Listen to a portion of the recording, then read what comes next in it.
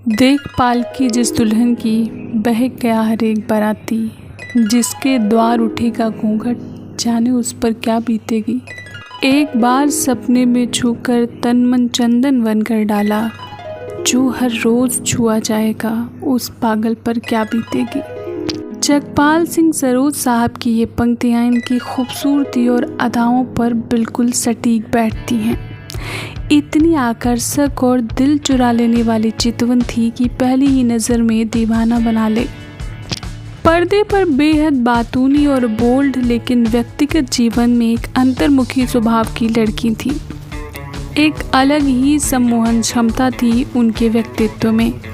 भारतीय सिनेमा की बेहद सफल अभिनेत्रियों में से एक थी वो, और लोग उन्हें हवा हवाई के नाम से भी जानते थे। जी हाँ, आज की हमारी बैक कैमरा स्टोरी की हीरोइन है अम्मा यंगर अय्यप्पन, यानी श्रीदेवी जी। आज हम आपको बताएंगे इनकी पूरी कहानी शुरू से अंत तक। श्री अम्मा यंगर अय्यप्पन का जन्म 13 अगस्त 1963 को शिवकाशी तमिलनाडु में हुआ था। पिता अय्यप्पन वकील थे और माँ राजेश्वरी गृहिणी। परिवार में एक बहन के अलावा इनके 2 सौतेले भाई भी थे। श्रीदेवी जी ने बचपन से ही तय कर लिया था कि उन्हें अभिनेत्री ही बनना है, और बहुत छोटी उम्र में ही काम करना शुरू कर दिया था। इनके करियर की पहली फिल्म थुनाइवन थी, जो कि तमिल भाषा में थी। एज अ चाइल्ड आर्टिस्ट यहीं से इनका सफ़र शुरू हुआ था। महज 4-5 साल की छोटी सी उम्र में ही इनके अभिनय का सफ़र शुरू हो गया था। शायद यही वजह रही कि श्रीदेवी जी पढ़ाई लिखाई से दूर ही रहीं। बेबी श्री ने बतौर चाइल्ड आर्टिस्ट कई तमिल, तेलुगु, कन्नड़ सहित हिंदी फिल्म जूली में भी काम किया। पढ़ाई लिखाई से दूर रहने के बावजूद उन्हें कई भाषाओं का ज्ञान था। श्रीदेवी साउथ के सुपरस्टार रजनीकांत और कमल हसन के साथ मुंदुरु मुदिचु नामक फिल्म में नजर आईं और छा गईं। साउथ फिल्म इंडस्ट्री में उनका बोलबाला था। वहां सफलता के परचम लहराने के बाद इन्होंने हिंदी सिनेमा की ओर रुख किया। 1989 में 16वां सावन नामक फिल्म से बॉलीवुड में बतौर हीरोइन इनकी एंट्री हुई और इनके रूप रंग की चर्चा शुरू हो गई। लेकिन इन्हें पहचान मिली 1983 में आई फिल्म हिम्मत वाला से, जिसमें जितेन के साथ इनकी जोड़ी को खूब पसंद किया गया। फिल्म सुपर डुपर हिट रही और उसके बाद ये हिंदी सिनेमा की टॉप एक्ट्रेसेस की लिस्ट में शुमार हो गईं। इसके बाद तोहफा, फिर सदमा आई, जहां तोहफा ने उस दौर में कमाई के सारे रिकॉर्ड तोड़े। वहीं सदमा के लिए इन्हें बेस्ट एक्ट्रेस का फिल्म फेयर अवार्ड भी मिला। इसके बाद नगीना में इच्छाधारी नागिन के रूप में नजर आई श्रीदेवी और दर्शकों की पसंदीदा नागिन बन गईं। नगीना फिल्म का गाना मैं तेरी दुश्मन दुश्मन तू मेरा ने भी खूब मकबूलियत हासिल की। न सिर्फ अदायगी बल्कि नृत्य कला में भी पारंगत थी श्रीदेवी, और अपनी योग्यता और क्षमता के दम पर अपने दौर की हाईएस्ट पेड एक्ट्रेस बनी। गौरतलब है कि इनके हिस्से में सरफरोश, मकसद, मवाली, आग और शोले, आखिरी रास्ता, जाबाज, कर्मा, मिस्टर इंडिया, निगाहें, खुदा गवाह, लम्हे, चांदनी, हीर रांझा, चंद्रमुखी, लाडला, जुदाई जैसी तमाम सफल फिल्में रहीं।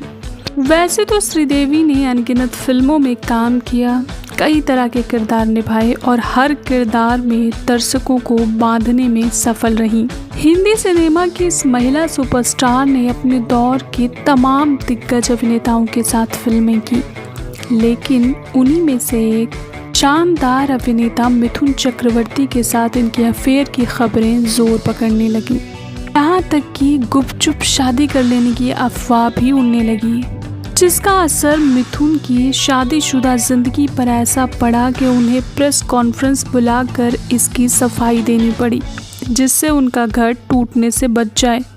और श्रीदेवी ने भी 1996 में, जब वो अपने करियर के पीक पर थी, तभी गुपचुप तरीके से शादी कर ली मशहूर प्रोड्यूसर बोनी कपूर से, जो कि इनसे 8 साल बड़े होने के साथ साथ पहले से शादीशुदा भी थे और 2 बच्चों के पिता भी थे।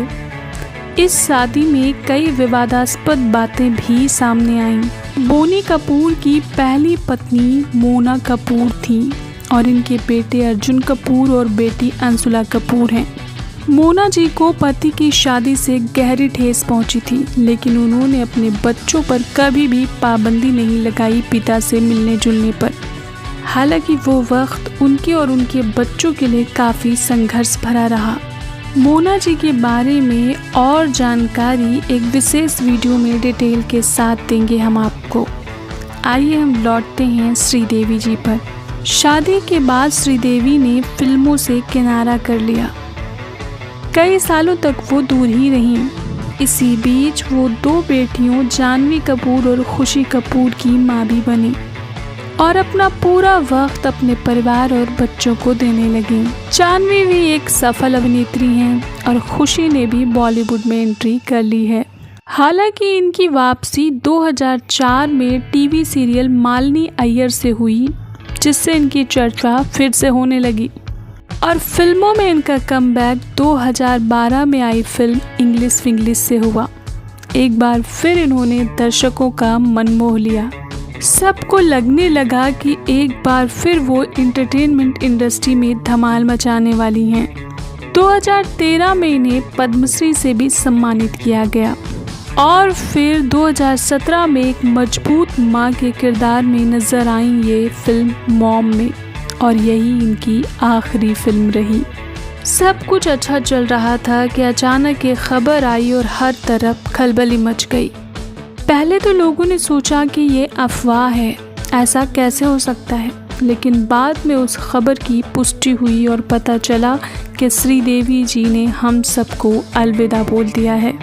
मात्र 54 साल की उम्र में 24 फरवरी 2018 को वो इस दुनिया को छोड़कर श्री चरणों में चली गईं। इनकी मौत यूएई में हुई थी, जहां ये अपने भतीजे मोहित मारवा की शादी अटेंड करने पहुंची थी। पूरा परिवार मौजूद था, लेकिन किसी को कुछ नहीं पता कि कैसे ये बाथटब में डूबी और कैसे इनकी मौत हो गई।